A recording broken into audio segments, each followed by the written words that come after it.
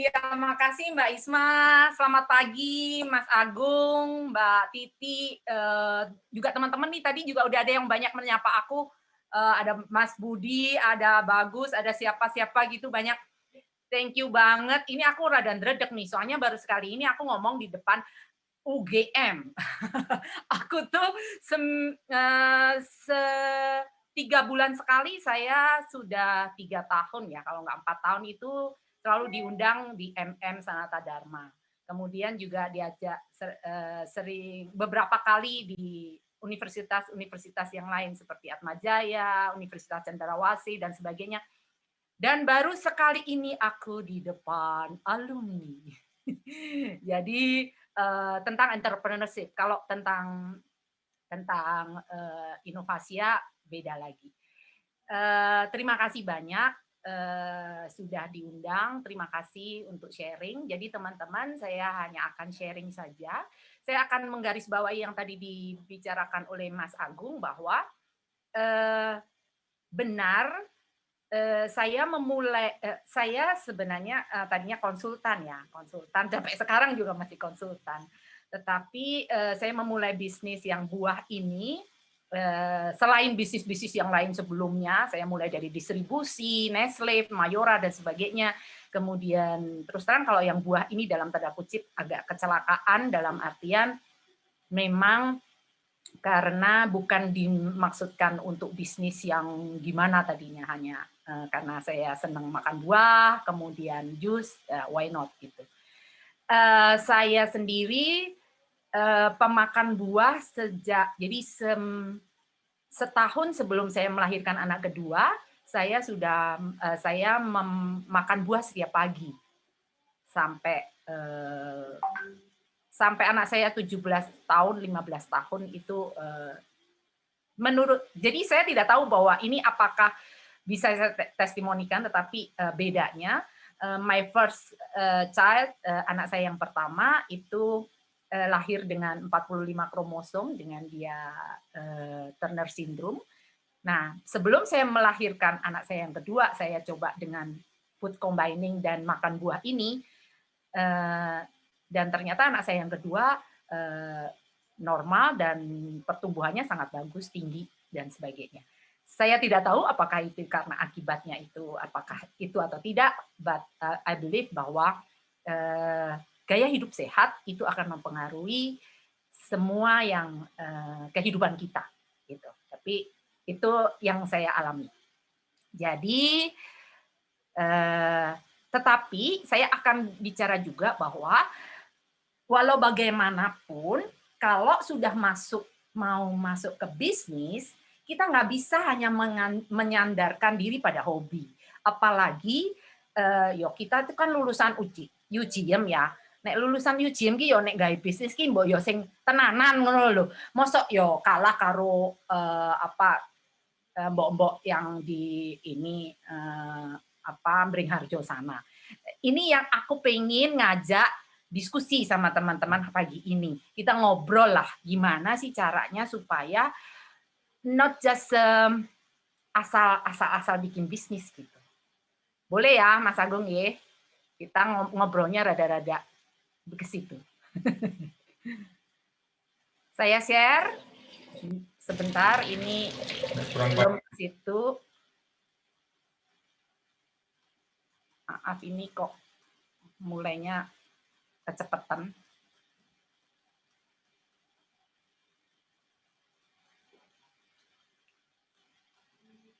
Oke. Ini kecepatan ya. Oke. Baik, saya share. Apakah sudah bisa dilihat? Sudah ya? Bisa Mbak Nining. Oke, J. Baik, ini saya share tentang saya dulu.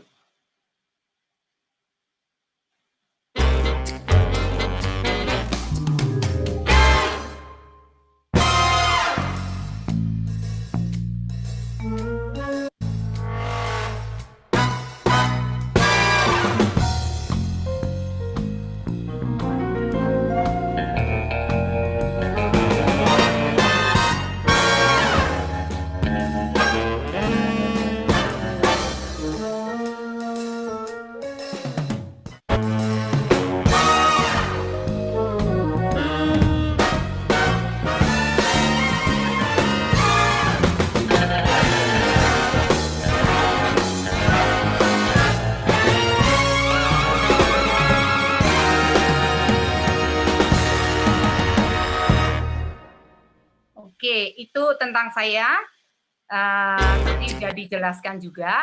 Nah, tetapi selain itu perjalanan ini karena kita mau sharing tentang entrepreneurship, saya akan cerita tentang perjalanan bisnis. Jadi seperti yang tadi diceritain oleh Mbak Isma, saya sebelumnya kerja di Astra, kemudian saya memutuskan untuk resign karena pengen usaha sendiri. Alasannya klasik banget, emak-emak, karena mau pengen ngurusin anak, lebih leluasa. Kebetulan anak saya yang pertama waktu itu adalah Turner syndrome, so saya membutuhkan waktu lebih fleksibel. Sehingga tahun 2000 saya membuat Innovasia Consulting, yaitu training dan event. Tahun 2004 saya membuat Tak Tuku, itu Tak Tuku Mulyo Sedoyo. Leso banget ya, jenenge iki Jawi banget. Oh, Jawa pokoknya. Nah, itu distribusi Mayora, Nestle dan sebagainya. Saya bangkrut, kemudian nanti kalau bangkrut ini ceritanya 3 hari 3 malam, besok lagi ya ngomongnya ya. Kemudian saya bikin inovasi karena bangkrut di tahun 2009, saya membuat ISB, Inovasi Sentra Buah, itu adalah supplier untuk buah-buah lokal. Jadi catatan saya ya, buah lokal saja untuk supermarket dan hipermarket di Jakarta. Kemudian itu juga tidak terlalu bagus, bisa dibilang juga saya rugi karena nanti itu juga ceritanya panjang. Kemudian 2013 kami memutuskan untuk memulai pindah menjadi ke Fruitsio ini, yaitu bisnis potong, buah potong, slice fruit. Kenapa? Nah, kalau inovasinya tetap jalan. Nah, kenapa sih kok saya membuat itu? Kan setiap orang punya mimpi ya. Ya, saya juga punya mimpi. Mimpinya saya itu adalah saya tuh pengennya itu saya melihat bahwa ini kok Indonesia itu pola makannya tuh banyak karbonnya ya gitu ya. Kita itu kalau di WHO bilang harusnya 400 sampai 600 gram buah, padahal buah di Indonesia sangat banyak dan kaya. Saya ke Thailand makan mangganya, enakan mangga kita. Saya ke Australia, sebenarnya sih di sana pilihan buahnya dikit banget gitu. Di supermarket ya paling anggur, apel, apa gitu ya. Nah, jadi saya merasa bahwa kenapa enggak buah yang menjadi. Jadi mimpinya kami adalah buah dan sayur ini menjadi menu utama, menu pokok. Jadi kalau ada menu harian, itu harus ada buah dulu harusnya. Gitu. Mimpi kan boleh. Nah, dari mimpi itu, kami merumuskan yang namanya positioning. Jadi karena ini mau diniatkan untuk bisnis, walaupun tadinya cuma senang-senang hobi. Nah, sekarang karena diniatkan untuk bisnis, saya mulai dengan di mana posisi bisnis Fruitsio itu. Jadi saya melihat bahwa yang namanya bisnis itu dibagi dalam 3 hal. 3 hal besar. Produksi, distribusi, atau marketing. Nah, distribusi saya udah pernah. Saya pernah jadi distributor Mayora, Nestle, kemudian Perfetti, name it. Pokoknya yang keren-keren saya pernah. Tapi jangan harap dapat untung dari distribusi. Anda harus punya duit unlimited lah. Nek koyo aku anak kiri unyi, kayaknya saya bangkrut lah di situ. Nah, oleh sebab itu akhirnya kami memilih untuk diproduksi.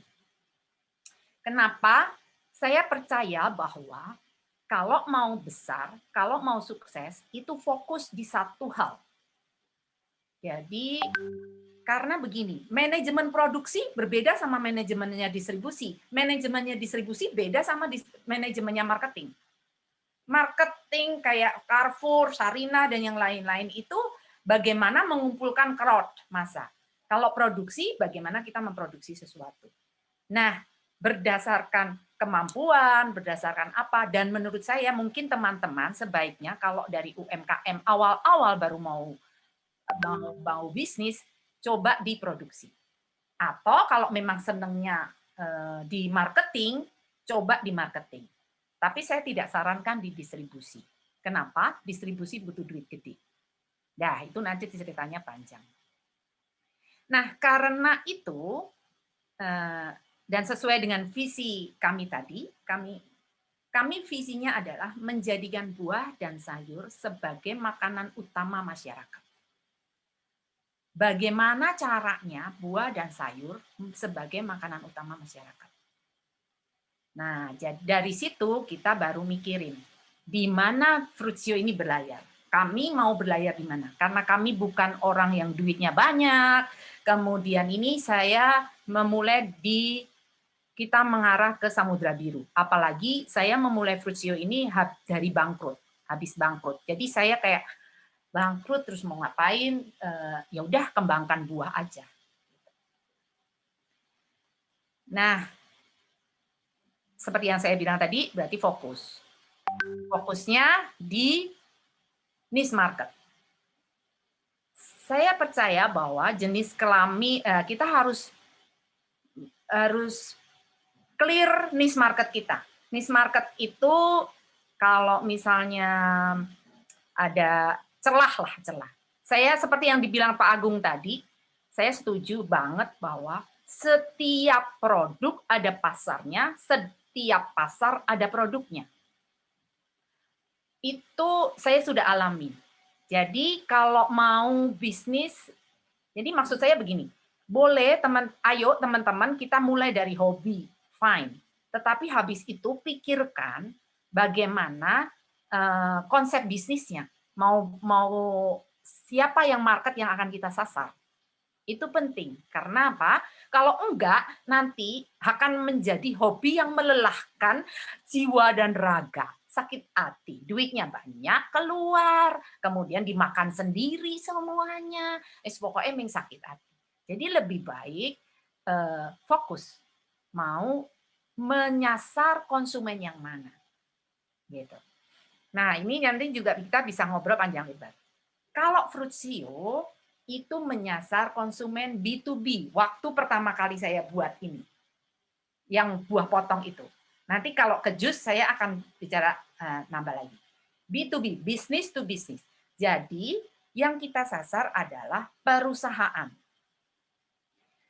Jadi saya waktu marketing adalah bagaimana mencari orang yang senang banget makan buah, kepingin sehat dan sebagainya, kalau bisa nggak bayar. Nah, gitu. Yang bayar siapa? Perusahaan. Nah, gitu loh. Maksudnya begitu. Jadi itu ke B2B-nya. Jadi ini adalah pangsa pasar yang kami sasar awal-awalnya. Karena apa? Nah, ini ceritanya flashback ya. Sebelumnya kami yang tadi saya cerita di SB, saya adalah distributor untuk supermarket, untuk buah lokal untuk supermarket. Misalnya di Carrefour, Lotte Mart, Total, Sogo dan lain-lainnya. Tetapi karena itu saya melihat nggak bagus, pangsa pasarnya kami melihat nggak bagus, kami berubah menjadi ke buah potong. Nah, mungkin teman-teman bingung, kok buah potong sih kayaknya nggak ngelit banget deh. Terus juga omsetnya saya itu jauh banget dibandingkan kalau kita masuk ke supermarket. Tapi jangan lihat omset dong, lihatnya itu kan untungnya, ya nggak? Omset doang kagak untung maru ini dong, baul. Gitu. Nah, produk saya ini. Jadi dari buah potong, itu juga ada whole fruit, itu maksudnya buah utuh. Itu kami buat menjadi pakai snack box. Snacknya lumayan cantik sih, pakai bisa ditenteng. Kemudian menjadi cold press juice sama dessert itu sendiri. Slice fruit itu ya buah potong itu. Buah potong itu yang ini. Dipotong-potong, ditata dengan cantik. Terus jamu mungkin saya nggak bicarain. Oke. Nah, mengapa ready to eat? Kenapa tadinya saya berpikir dari yang kan gelondongan ke supermarket, tinggal kirim, gede, banyak gitu, kayaknya omsetnya banyak. Itu gara-garanya inspirasinya dari ini. Tahu yang namanya nanas, Pemalang? Nanas kecil-kecil itu loh, yang orang bilang nanas madu. Itu manis banget kan. Nah, itu sebenarnya namanya nanas Pemalang. Nanas Pemalang itu namanya nanas batu. Batu dari Pemalang, asalnya dari Pemalang. Dulu di Pemalang, itu kalau kita datang ke sana, itu ada banyak gunung-gunung yang isinya nanas semuanya ya, tinggal ambil.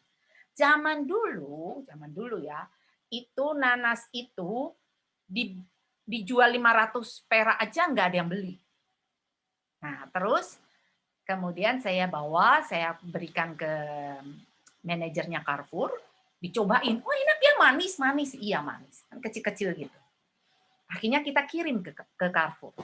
Kalau ngirim, kalau zaman dulu kan harus pakai mobil box gede. Waktu kita kirim ke Carrefour manis, ternyata yang laku berapa? Cuma 300 pieces per bulan. Datengin dari Pemalang, pakai mobil gini-gini, wah susah bener gitu kan. Nah, akhirnya idenya apa? Akhirnya kami datengin orang buat ngupas. Serius, ini saya juga kadang-kadang ikut ngupas waktu itu. Lalu dibuatin oleh Carrefour itu kayak semacam display di depan sana, dan kita kupas di depannya konsumen, customer. Dari 300 pieces menjadi 60.000 pieces per bulan. Berarti berapa kali lipat? 200 kali lipat.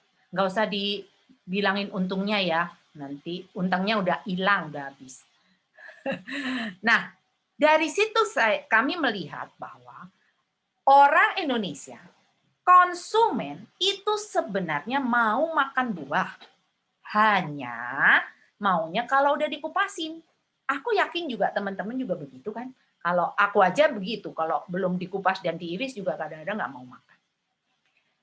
Itu yang kita mulai dengan, disitulah ide kenapa buah potong.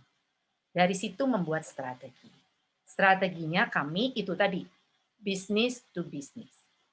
Jadi mulai dari situ kita membuat buah potong. Setengah mati. Lalu dari situ masuk lagi ke jus. Setengah mati. Oke. Nah, konsepnya itu adalah, karena ini bisnis to bisnis, kami jualannya itu bukan hanya produknya, tetapi juga metode kerjanya. Jadi kami kayak semacam menggaransi bahwa kalau kamu beli buah dari aku, tidak akan mencret. Kalau nggak enak, gue ganti. Kalau busuk atau apa, aku ganti.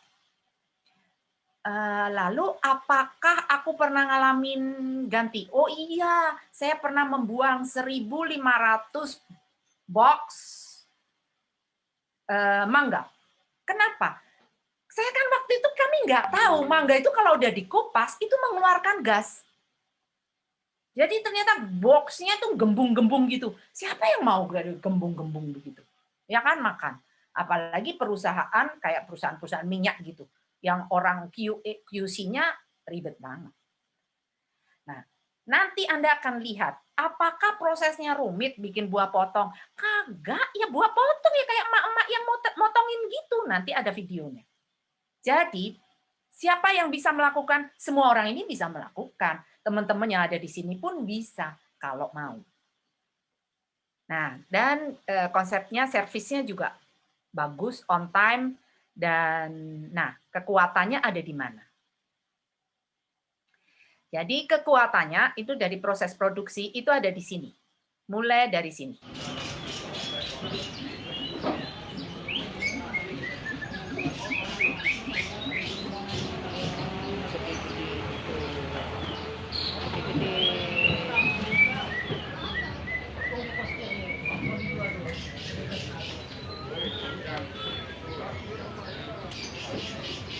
Tadi itu buahnya kecil-kecil dan ini yang gede. Lihatin ya, yang sana itu kecil-kecil, yang sebelum. Kita pilihnya yang mana? Yang seperti apa, Pak? Coba tunjukin. Yang kulitnya mengkilap dan empuk. Jeruk itu kulitnya mengkilap dan empuk. Nah ini cuman pencitraan kalau saya ngikut ke belanja itu, karena aku sebenarnya nggak terlalu. Nah, jadi proses yang paling penting adalah pemilihan bahan baku. Ini di mana? Ini di pasar becek, pasar induk. Jadi kalau tadi ngelihat, waduh jusnya seger ya, seger. Awalnya dari mana? Dari sini. Bagaimana kita memilih dari jutaan melon itu? Nah, tuh. Maaf ya, ada dengernya kata-kata yang nggak senonoh, ya memang begitu. Memang kondisinya di pasar becek ya begitu. Gitu. Nah, kita memilih buah, kalau memilih buah melon, dan pokoknya yang buah melon.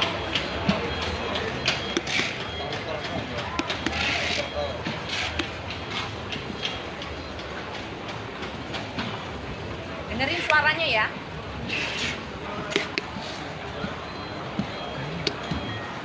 Itu tidak.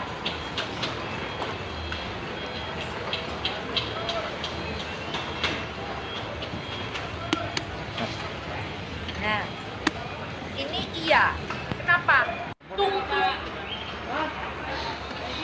Lalu untuk semangka. Semangka dan melon sama. Pilih yang mana? Yang besar. Lihatin berapa kilo itu? 10,6 kilo. Nah, ini adalah buah untuk apel kami masih pakai impor karena apel Malang itu tidak ada keluar airnya. Jadi masih pakai impor. Oke ya.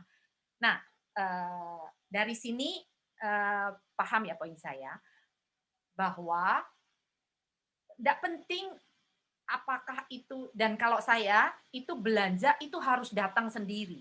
Kalau sebenarnya yang aku tuh pencitraan doang, yang jago ya bojoku, suamiku. Jadi datang sendiri. Kami dulu sebagai sebagai supplier buah lokal di supermarket itu datang ke gudang kami dan kami sortir. Itu tidak work, itu tidak bisa jalan dengan bagus. Paling bagus datang belanja sendiri ke pasar. Dan kalau Anda belum punya orang yang Anda bisa percaya, lakukanlah sendiri. Karena ini krusial. Yang paling penting adalah pembelian. Pembelian itu krusial. Satu, masalah kualitas bahan baku. Dua, itu masalah harga. Gitu. Jadi ini tentang pemilihan. Kalau tadi mungkin bertanya-tanya, kenapa milih yang gede? Jadi gini, yang namanya melon atau semangka, itu idealnya 3 kali panen sudah harus dihabisin itu pohon, dibuang, ganti pohon baru. Nah, karena nanti pohon-pohon berikut, buah-buah berikutnya itu akan kecil-kecil, mengecil dan tidak manis. Jadi kalau mau milih buah yang gede, airnya banyak, tungtung itu tadi suaranya. Oke, sorry ya, itu sudah. Nah, sesudah itu handling. Buah itu harus dicuci kalau dari pasar. Dan kulit-kulitnya. Enggak lah, cukup.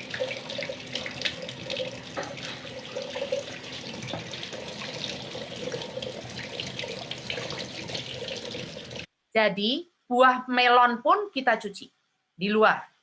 Buah semangka pun kita cuci di luar kulitnya. Kenapa? Karena kotor. Dan buah itu setelah dikupas tidak boleh dicuci. Karena itu akan tidak higienis lagi. Karena buah kita kan buah segar. Dan kemudian sudah nanti akan menjadi tidak manis. Kami punya yang tadi tempat cuci itu ada 2 keran. Yang satu keran untuk air air bagus, air yang siap minum, RO, yang satunya keran yang biasa. Ini prosesnya, ya, cutting, kemudian ditata. Nah, yang ketiga itu yang selanjutnya itu bekerja sama. Saya akuntan, suami saya juga akuntan. Kita nggak tahu tentang kesehatan yang seharusnya seperti apa. Kalau kita mau serius dalam bisnis, ya kerjasama dengan ahli kesehatan, dengan Dr. Sujoko. Lalu tentang standarisasi itu begini. Kami tidak punya IPRT, kami tidak punya BPOM, kami tidak punya apa-apa. Tetapi kok kami bisa punya klien perusahaan minyak, perusahaan macam-macam. Karena kami membuat standar sedemikian rupa. Caranya dari mana? Aku mengambil download standarnya WHO. Kita ikutin semua itu, kantor kita buat sedemikian rupa, terus kita bilang sama klien, silakan audit kami. Jadi mereka datang, audit, periksa, dan sebagainya. Terus baru mereka mau beli. Nah, yang keempat, inovasi atau mati. Nah, ini yang tadi dibilang Pak Agung, inovasi, kita mau jadi inovator atau follower, itu harus terus bergerak. Ini adalah botol jus kami yang pertama. Yang pertama ini adalah memakai jus botol kali. Kemudian kami membuat lagi, menginovasi lagi, itu memakai botol yang begini, pakai segitiga, begini bawahnya.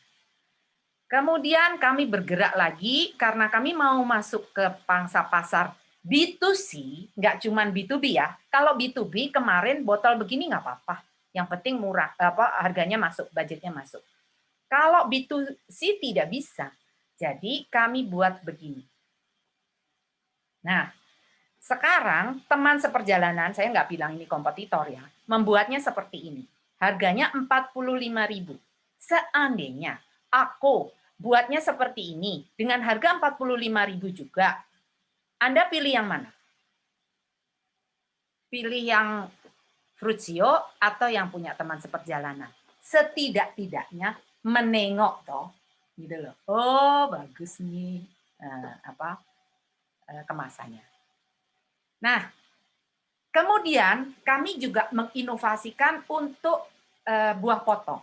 Masalahnya di buah potong itu adalah lifetime-nya cuma 1 hari waktu itu. Sehingga kami berinovasi untuk membuat menjadi lebih dari 1 hari. Ini kayak dalam tanda kutip adalah iklannya. Iklannya buah potong. Nah, betapa ibu-ibu itu susah bikin ngiris-ngiris buah gitu ya. Ini cuman mau makan satu, apalagi kalau yang kos, kemudian apalagi yang kayak yang puasa dan sebagainya. Mohon maaf ya, ini yang puasa kan nggak apa-apa ya, rada-rada gitu. Nah itu tadi udah lihat kan, ribet banget ya, cuman mau makan melon 1 porsi aja ribetnya setengah mati. Sekarang ada yang lebih praktis. Ini singkirkan. Ribet, ngupas sendiri, belum nanti zong dapatnya, belum tentu manis, kemudian ini milihnya susah, belum nanti kalau segini sisa, besok-besok belum tentu bisa enak dimakan lagi. Nah, sekarang disingkirkan, sekarang ada yang lebih gampang, dari Fruitsio. Itu slice fruit dari Fruitsio, sudah dipotongin, segini ini 200 gram, kita 1 kali makan, cukup untuk 1 kali makan kita, dan ini tahan 5-7 hari. Karena dengan mesin dan packaging khusus, Fruitsio sudah berhasil menemukan cara untuk 5-7 hari tahan di dalam kulkas. Kita tinggal makan. Enak kan? Coba ya. Pas. Siapkan piringnya. Kemudian kita buka. Yes. Taruh sini. Cukup kan? 1 porsi. Tinggal makan.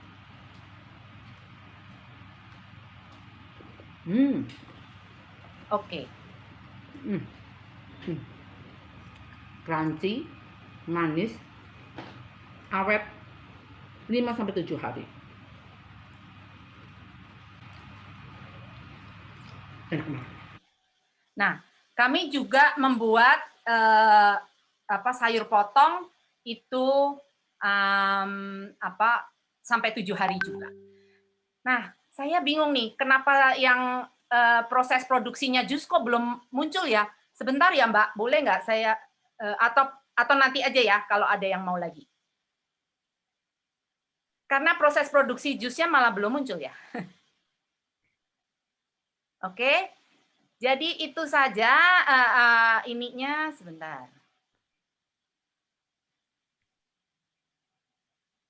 Saya cariin yang untuk proses produksi jus. Cara memproduksi jusnya. Bentar ya.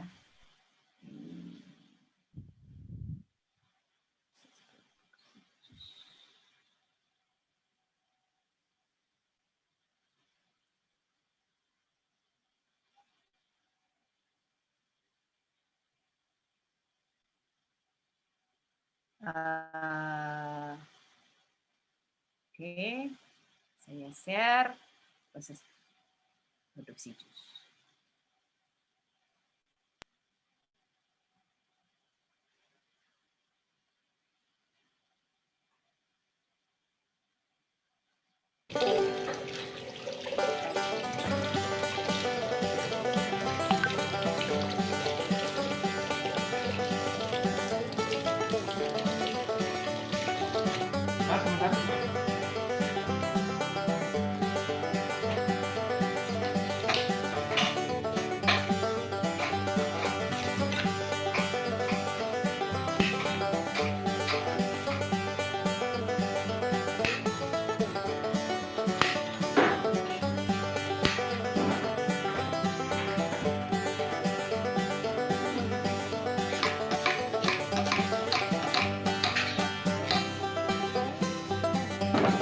Potongnya itu karyawan kesayangan saya, paling ganteng sedunia, terus ya paling mahal bayarannya. Ini adalah puncak karir saya, bagaimana membuat seorang senior manager accounting di perusahaan besar.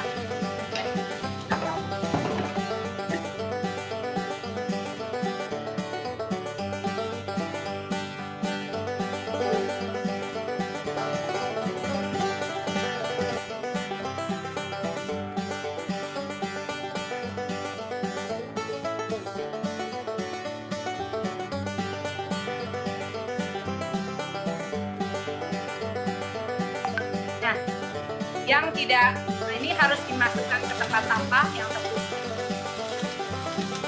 Nah, lihat bahwa mesinnya bisa pakai mesin juicer threshold juice biasa. Memang kalau di tempat kami thresholdnya ini yang bisa 24 jam. Tapi teman-teman bisa beli. Nah, ini dibedakan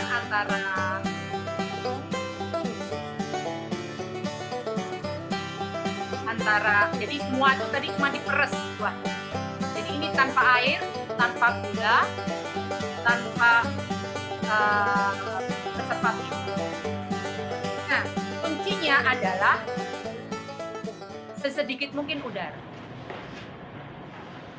Ini anakku yang nomor 2, bungsu. Real nature's gift. Oke, itu nah, sebelumnya slide terakhir saya akan ajak teman-teman untuk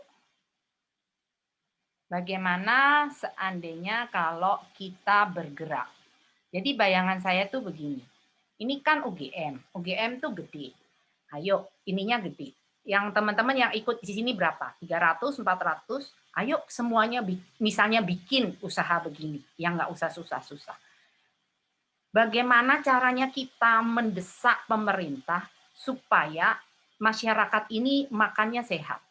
Daripada diberi, mohon maaf nih, harusnya nggak boleh nyebutin merek ya. Sekarang ini kan pemerintah sibuk mengatasi COVID, mengatasi yang lain-lain.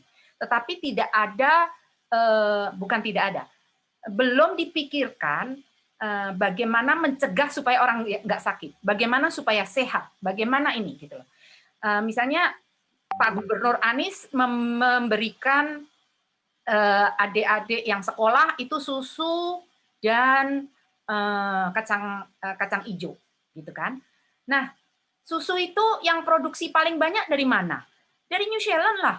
Dari kita punya masih sedikit. Dan aku yakin yang pakai itu dibeli itu adalah perusahaan besar yang tidak ngambil dari petani.